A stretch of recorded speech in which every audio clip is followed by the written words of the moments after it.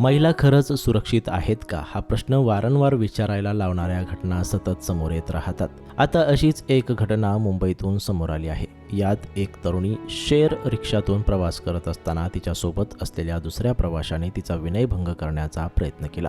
यानंतर घाबरलेल्या तरुणीने बचावासाठी थेट चालत्या रिक्षातून रस्त्यावर उडी मारली.